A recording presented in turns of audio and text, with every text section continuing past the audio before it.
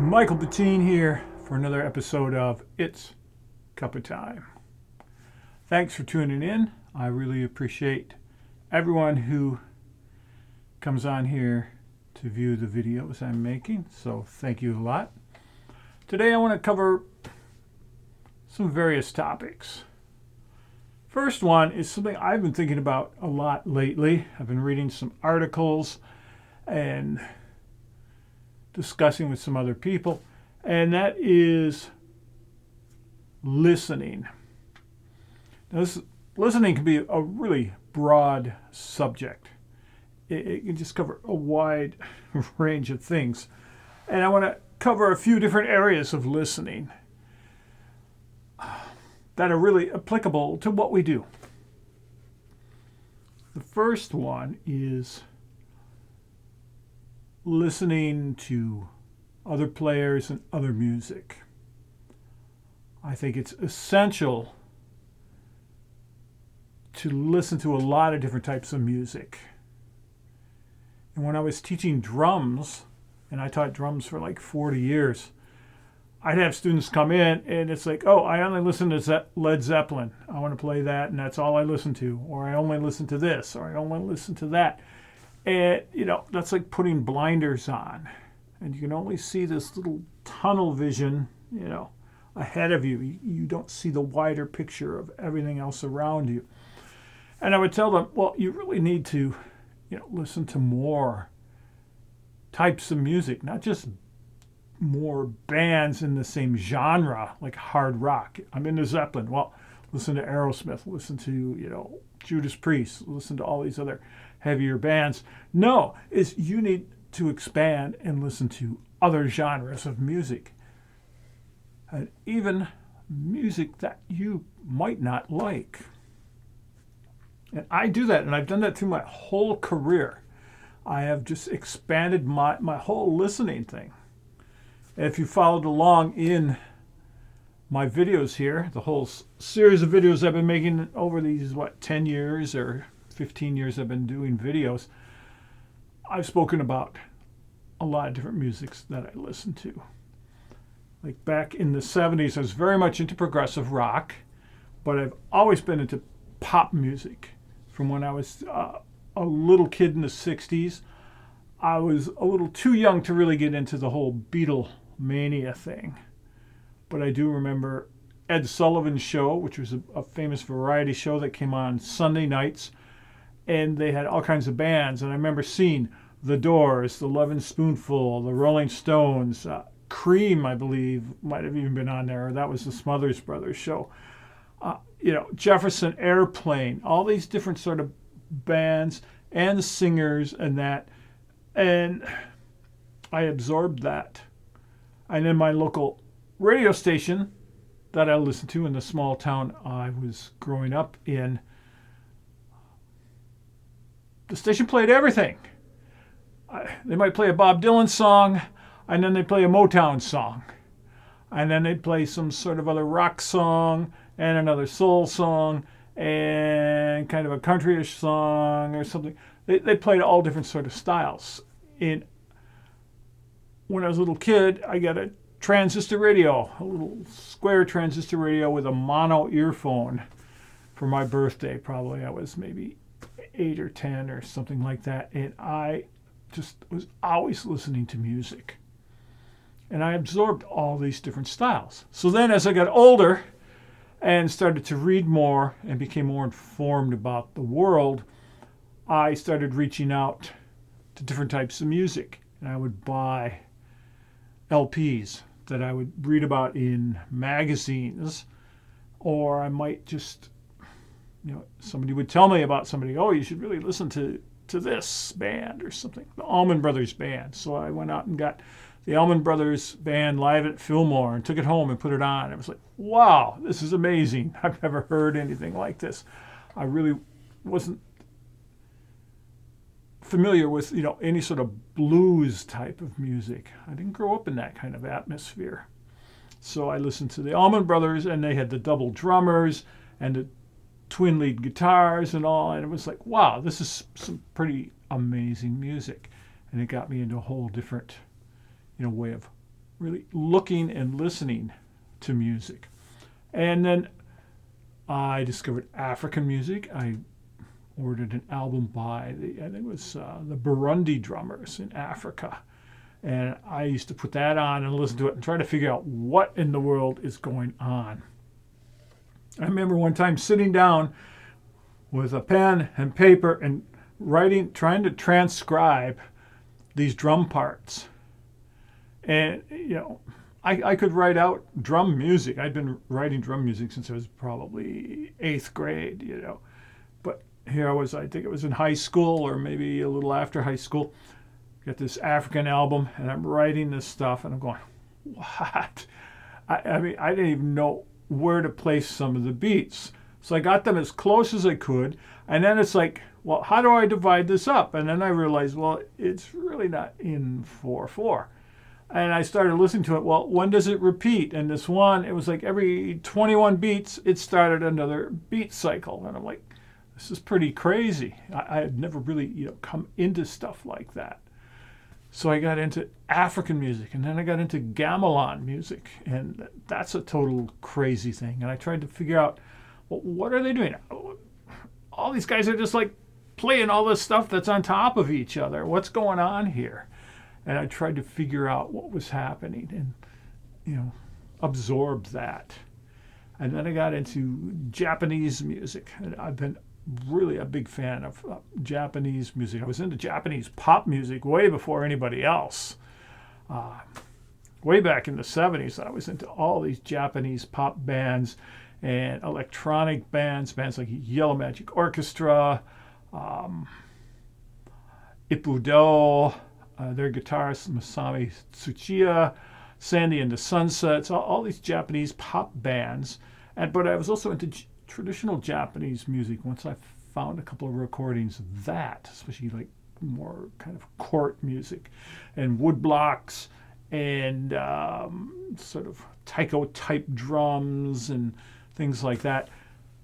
So I was listening to all that, and then later on I got into Scandinavian music, yoiking, people like Vime or Mary Boyne or some of these other bands from up near the Arctic Circle. And and I got into lots of European bands, Eastern European bands with different rhythms, and from there kind of going around the corner through the Mediterranean. And I got into like hand drum stuff in Middle Eastern drumming, and and then of course way across continued my Asian listening into Chinese music and Korean music. I love. My dad was stationed in Korea for a while in the army, and he sent home some Korean folk music albums, and it was like that was kind of interesting.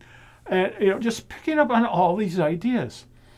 Now my mom was into country music, and I've never really been a big country fan, but I grew up listening to a lot of country because she always had the radio in the kitchen tuned to the country station.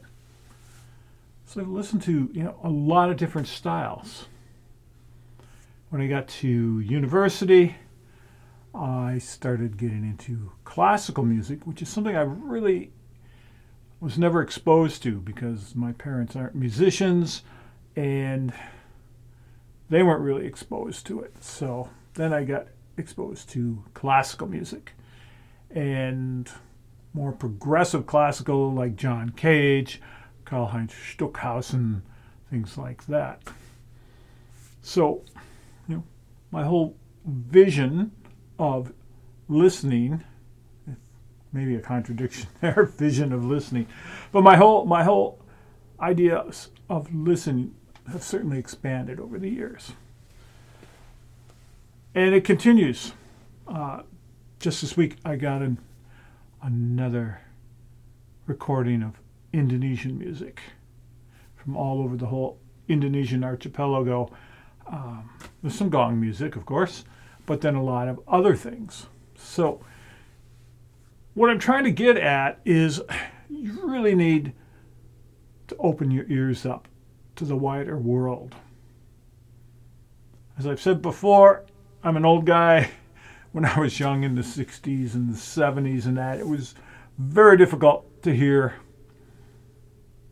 what we call today world music, but which is really just folk music or ethnic music from different countries, unless you were friends with a family, a family from Sweden moved over and were your neighbors, and they had folk music albums or something, or they even played and sang their own music, something like that, or maybe a holiday folk fair, and you'd go to that and see people singing music from their home countries and playing the traditional instruments. We were at the American Swedish Institute in Minneapolis this past weekend, and they had a Christmas program playing all sorts of Swedish music, and it was very interesting because the whole context is different in many of the songs, the rhythms and the way they flow everything. So what I'm saying in a very roundabout way is you really need to open your ears and listen. And today it's so perfect. We have the internet. We can listen to music from anywhere. We don't even have to buy it. You can go on Spotify and similar streaming services and find stuff, but a lot of that is kind of hard to do unless you really know what you're looking for. But there are other apps. There's a nice one called RDO, R-D-I-O, I believe that's what it is, which gives you access to radio stations all over the globe. So you can pick countries, and I believe you can pick eras like 60s Turkish music, and you can listen to it and, and then say, okay, I want to listen to some, what were the 70s African music like? Okay, and you can pick out to Nigeria or other countries, I believe. So there's apps like that allow you to listen to music from all over the world. And I just think that's important to widen your horizons, because you never know when you will find an idea that will inspire you. Even from music you don't like. Like for me, like country music. I'm not a big country fan. I don't hate country. I've actually played in country bands. I don't normally listen to country music. It's just not my thing. And country music is great, it's fine.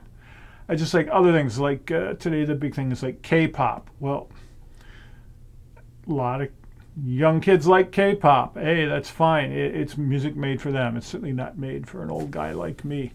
But I was into J-pop ages ago before, so I was listening to a lot of the Japanese pop music. But, you got to listen to stuff, because you might hear a sound. It could be a specific instrument. In my case, I listen to stuff like Japanese music, and it's like, what kind of drum makes that bong, bong sort of sound, as opposed to a bonk, bonk sound, Then I research it, try to find out what's that instrument. Or you hear like a bell. What kind of bell is that? Or even a gong, and you go, that's an interesting gong sound. This is an Indonesian recording. Okay, what kind of gong from Indonesia would make that sound? Or from the Philippines. I discovered the Kulintang gongs, and really got into that sort of music. So you could find sounds of any sort. And it doesn't have to be a gong sound or a bell sound. It could be a guitar sound or some sort of a weird horn or reed instrument sound. And from there, a melody possibly. And you go, wow, I like that melody. And I like how it goes. Or rhythms, finding rhythms, especially once you move out of United States, Europe, that sort of area where everything is homogenized and it's pretty much 2/4 and 4/4 with the occasional 3/4 waltz sort of thing thrown in. Once you move out into other countries, you find rhythms that are, as we say, in odd times, rhythms in 5 and 7, 11, 9, different things like that. And suddenly you're listening and you're going, why can't I just clap along to this? Because there's an extra beat in there somewhere. 1, 2, 3, 4, 5, 6, 7. 1, 2, 3, 4, 5, 6, 7. 1, 2, 3. So you have to adjust your whole rhythmic system.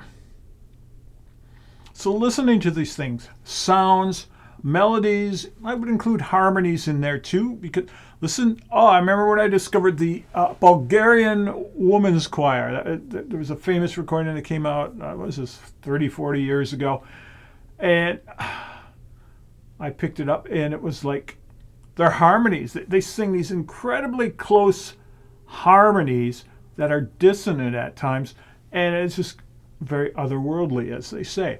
So then I went out and I bought all kinds of Bulgarian women's singing albums, because it was like, what's going on here? This is a whole different thing I'm not familiar with.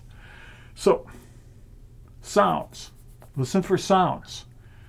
Melody and harmony. Listen for melodies and harmonies that might spark an idea in you. Rhythms. Listen for rhythms. When I'm composing, I will play what we used to call in the old days drop the needle, where you would just, plunk it down on a record anywhere and hear something. Well, I go to my iTunes, and I've got like 1.5 terabytes of stuff in my iTunes. Or I go to my actual CDs. I must own like 10,000 CDs, and I'll pull one out. Or I will go to one of these world sort of radio things and just start listening.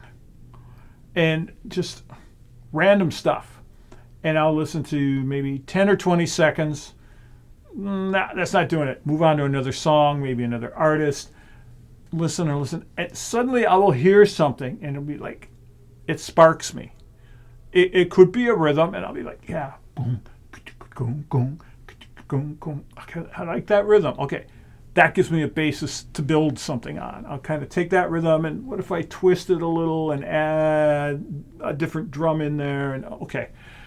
Or I might hear instruments, sounds, melodies, and go, oh, that's a great melody. Okay, what if I played that on a xylophone or the marimba, something like that? Okay. Or it just might be the mood of a piece, and I'll be listening, and somebody's just got this, like ambient music especially, or a lot of ethnic stuff too. It's got a mood that just hits me, and I'm like,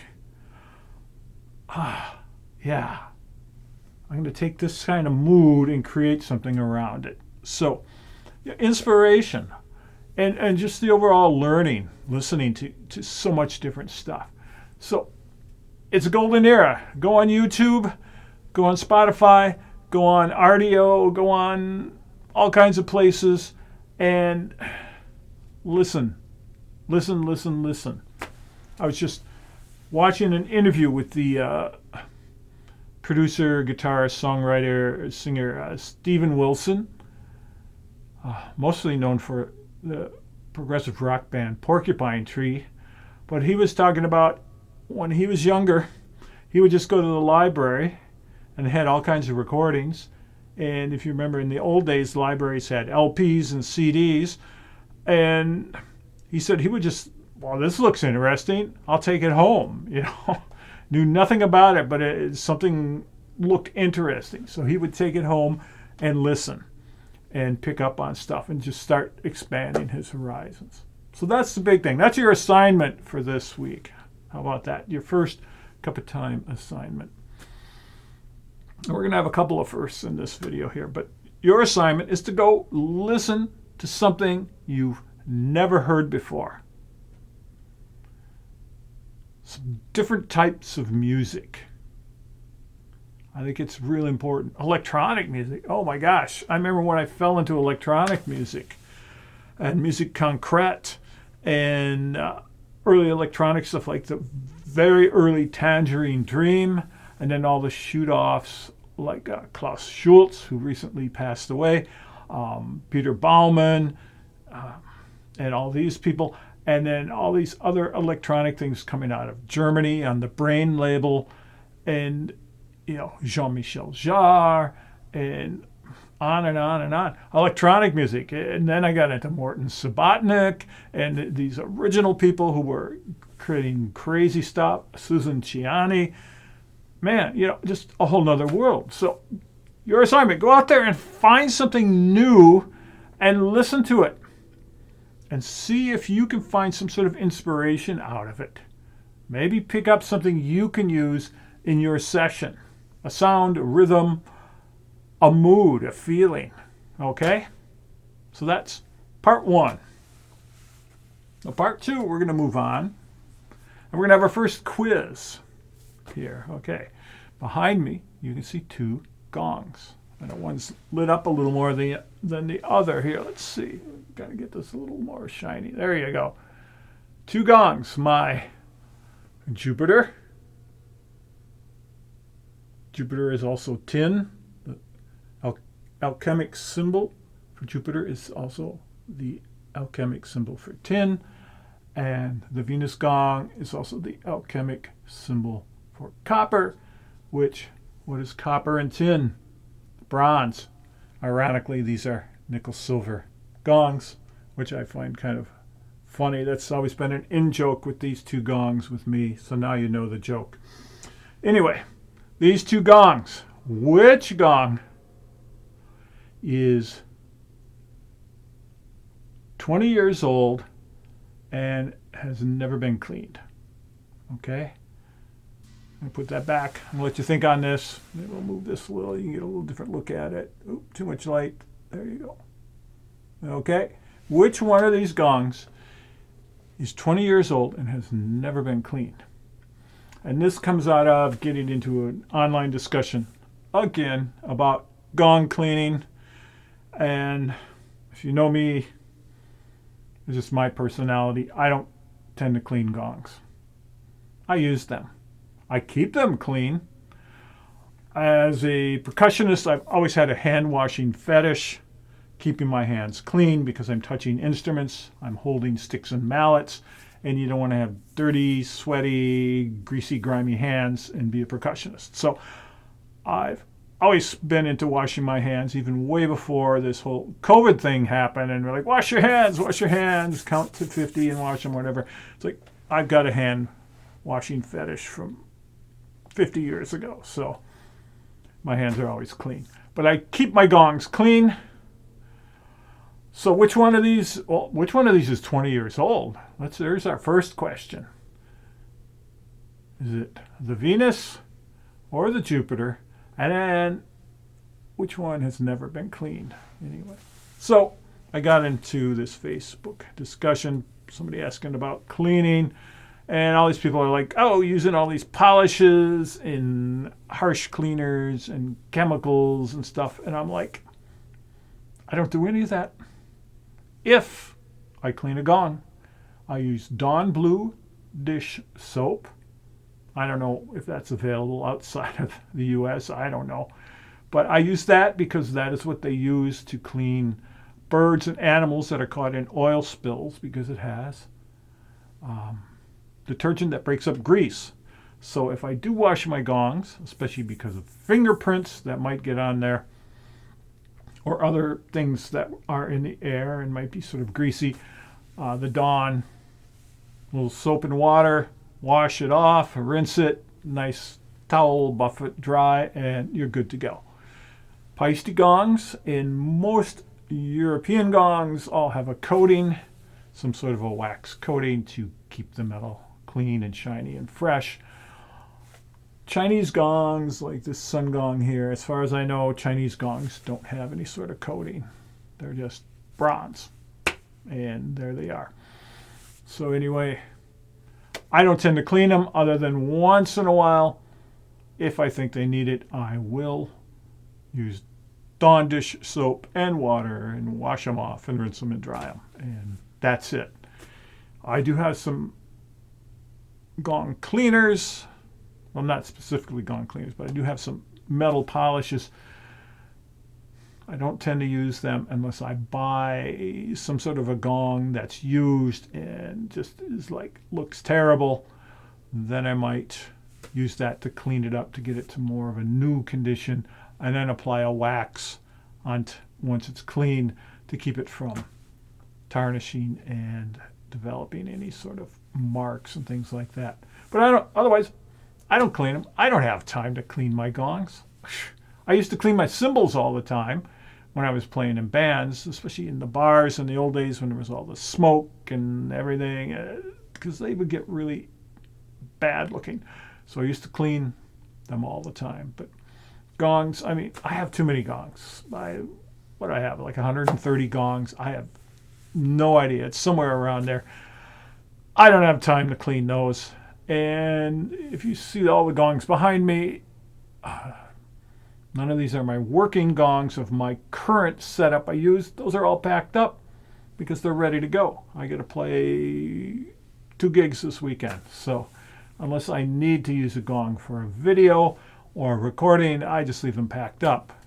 And I don't have time to unpack them and wash them off or polish them with metal polish or anything. So my feeling is leave them alone unless they get real dirty. Wipe them off when you're done if you must to get fingerprints and stuff, but keep your hands clean and they're not going to get dirty. I see a lot of people wearing gloves and all that. I only wear gloves when it's cold and the gongs are cold. Like if stuff's been in my van overnight because I don't want to unload it and have to reload it the next day, and it's 10 degrees out and then I get to the gig, of course everything's going to be freezing cold. I'm going to wear my work gloves to hang the gongs and do that because they're really cold. But otherwise, I don't wear white cotton gloves. I don't worry about that. I keep my hands clean. And if you look at my gongs up close, yeah, there's fingerprints, there's marks, there's scratches, there's little stains and blemishes. I just look at that as you acquire that over the years. Look at famous guitars that guitar players have where the finish is coming off on the body because they've been playing it and they've been scratching on the top and, and their armrests on it. And, half the finish is gone and they still play it. It's a tool. These are tools. I keep them clean, but I don't obsess over them. And I don't mean to offend anybody who obsesses over the gongs and wants them to look like they just came out of the bag from the showroom.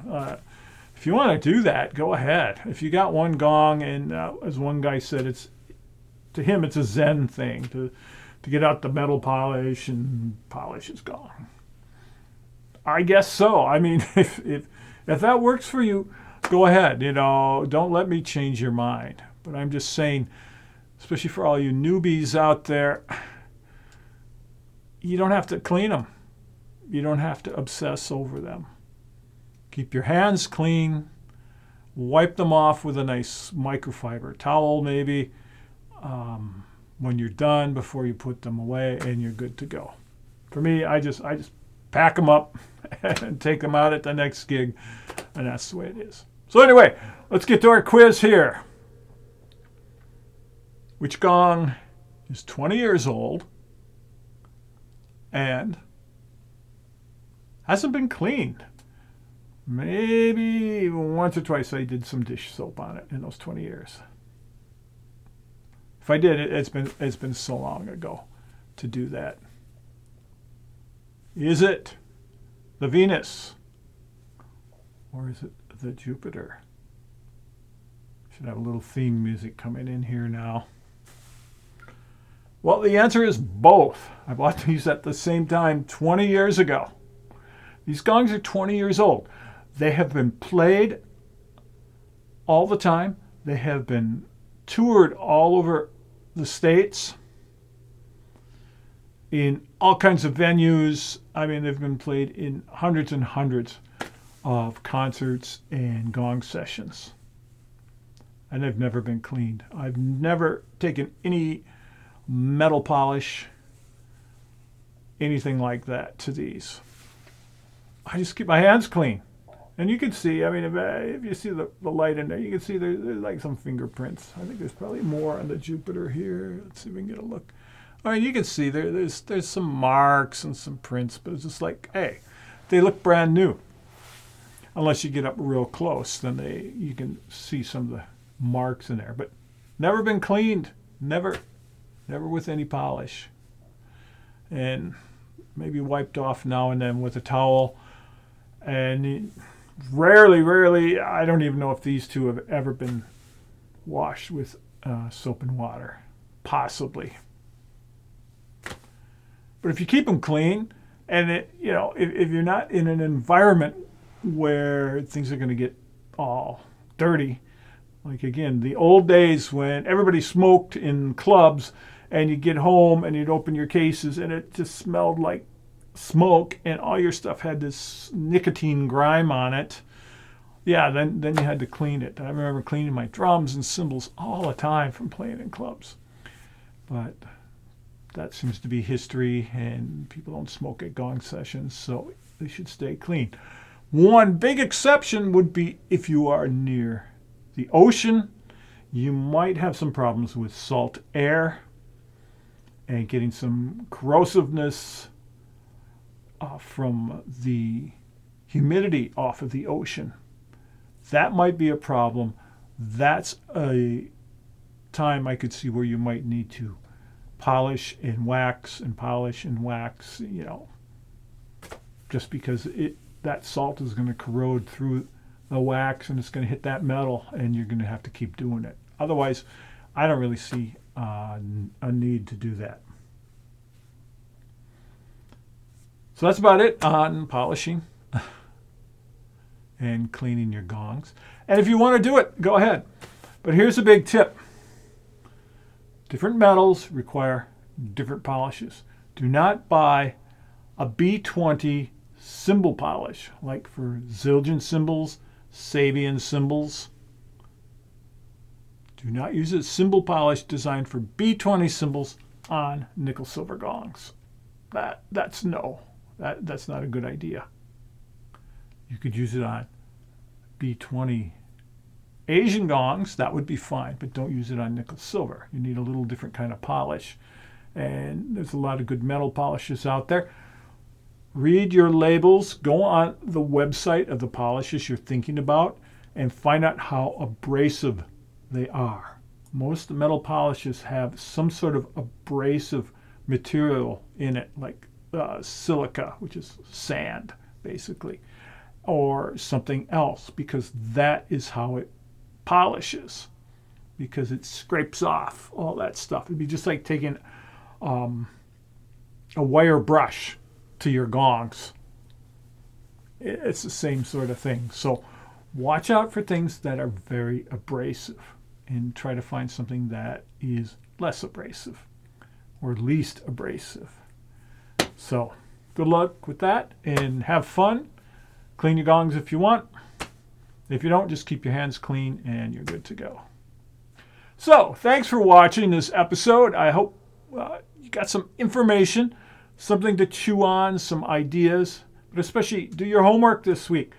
Find some music you've never heard before. Like, Scandinavia. Let's go listen to some Scandinavian folk music. Or let's go to the Middle East. Let's listen to some Turkish music. Or let's go to Asia or India. Let's listen to some of that music. Try to find, or South America. Listen to some Bolivian music, some Peruvian music. Listen to something that you haven't heard before. Not necessarily that you're going to like it and become a fan and you're going to go buy all these kind of albums, which you might. You might go, wow, I really do like this kind of stuff. But mainly for the idea, just to expose yourself to something different, to different ideas that hopefully will spark something in your brain box to get you thinking and maybe get you doing something a little different in your sessions instead of just the same thing. Because if you listen to the same music all the time, you're not going to really find anything new because most musicians just keep doing the same thing over and over. Listen to something different. All right. That's enough for now. Have a good one. We will see you next time.